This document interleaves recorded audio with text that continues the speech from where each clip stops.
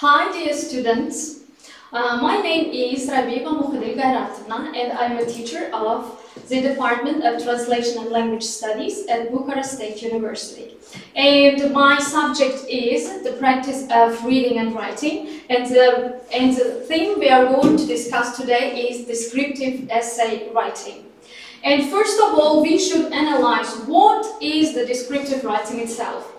Descriptive writing is about using the power of words to arouse the imagination, capture the attention, and create a lasting impact in the mind of the reader. In this article, you will learn how to employ descriptive elements in your writing, tips to enhance your descriptive writing skills, and some exercises to better yourself at it. What is descriptive writing? And we should think clearly and more attentively about the piece of writing, because every author who is going to write a piece of writing wants that piece of writing to be more beautiful and expressive. And descriptive writing creates a picture of a person, place, thing, or event. Description tells what something looks, sounds, smells, tastes, or feels like. What you need to know about descriptive writing. Description is giving details about the person, place, thing, and etc. that allows the reader to explain what you have. The skilled writer or the author of a writing just makes its readers to paint a picture in front of them, and also to develop some imaginary highlighters in their minds.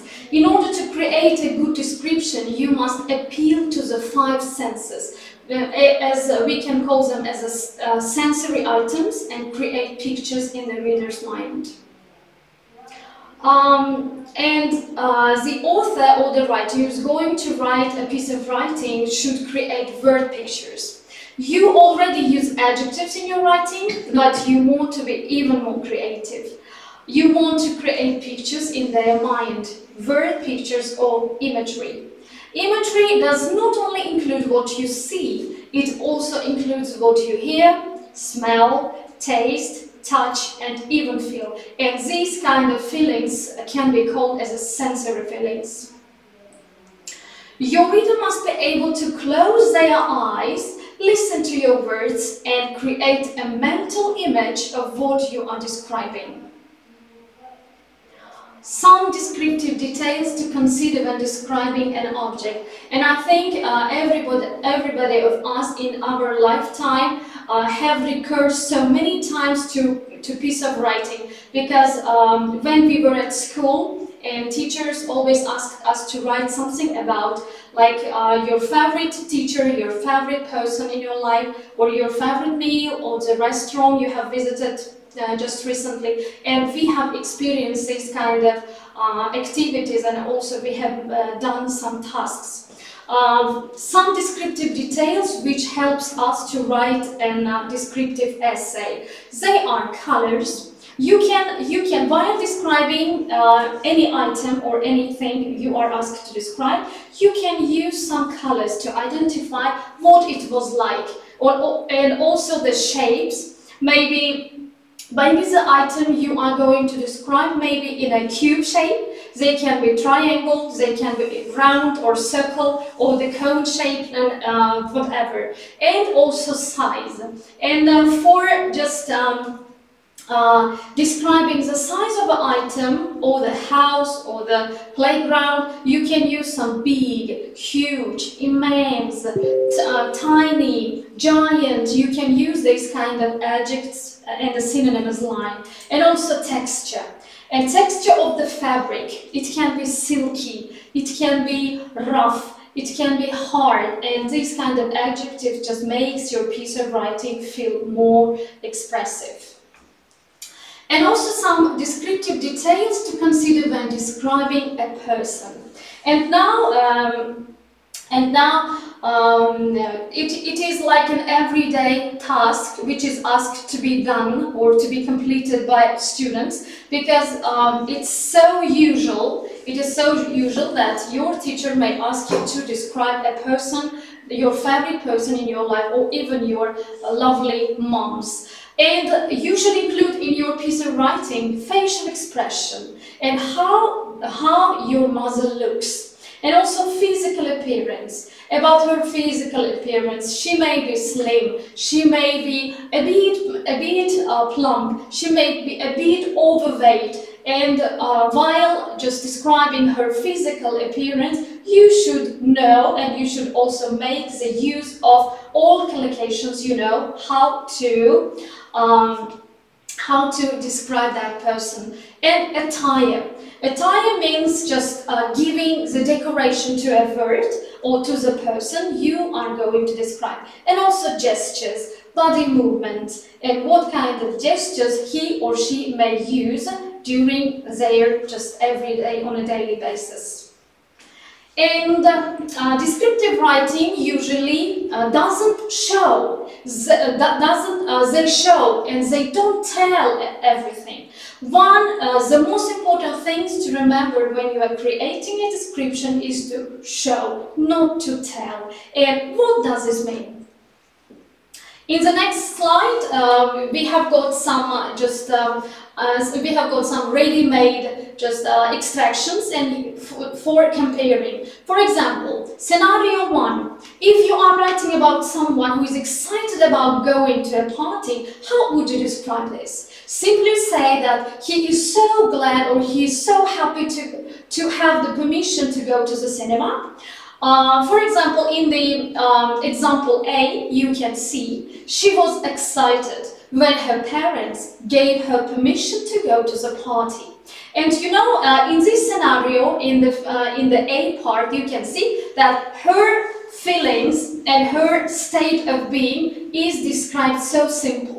And you cannot get any extra or additional information about her feelings. And now let's move to the B part.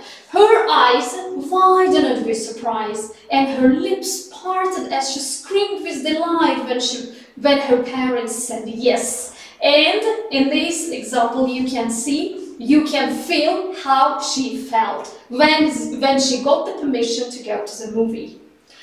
And the next slide shows us the second scenario. You are in the midst of a thunderstorm. How would you describe this? Since we know that thunderstorm, it's a natural phenomenon when you have got rain, which is pouring heavily. The rain was falling heavily and everyone was afraid. And in A part, you can see that this natural phenomenon is described in a literal meaning. And in part B, the raindrops attacked the galvanized roof and the windows rattled. Rattles means the windows shook. We huddled under the bed and held each other tightly. And we can see that in the second example, the description of a thunderstorm is given in a beautiful way. Okay, and now there is an extraction from the short story which is written by O. Henry and which is called Last Leaf. And here you will be given an extraction and a paragraph from that short story. And what you should discuss here? You should discuss, first you should read this passage and you should find out, or you can just underline or circle whatever, the things or the words or the phrases which makes this piece of writing more expressive and which makes this piece of writing descriptive writing. I will just read it aloud. In November, a cold, unseen stranger, whom the doctors called pneumonia, went from place to place in the district where they lived, touching people here and there with his icy fingers. Mr. Pneumonia was not what you would call a kind old gentleman. It was unfair of him to pick out a little Jonesy, who was obviously unfit to stand the strain of her suffering, but he did, and she lay on her narrow bed with no strength to move, looking at the next brick house. And in this task, I have already made some corrections with the yellow highlighter, which says that unseen stranger. Since we know pneumonia, it's the name of a disease which spreads very quickly if there is an outbreak of pneumonia in somewhere.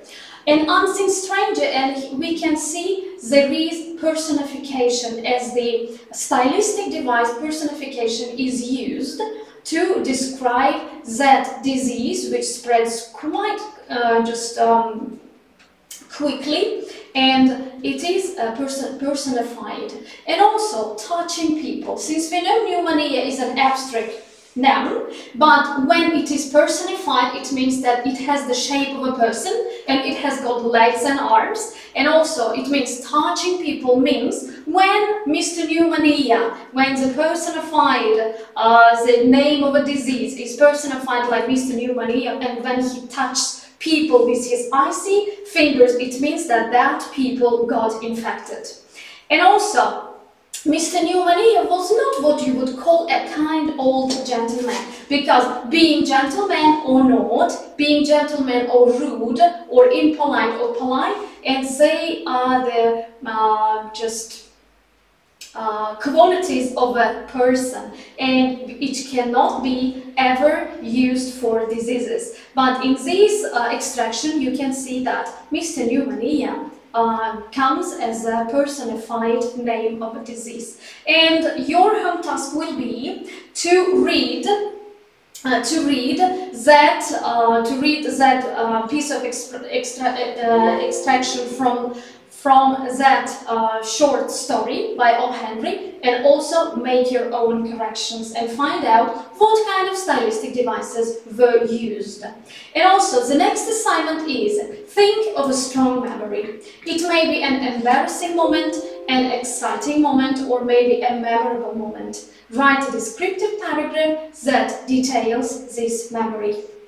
Thank you for watching the video, and I think this video was very helpful for you.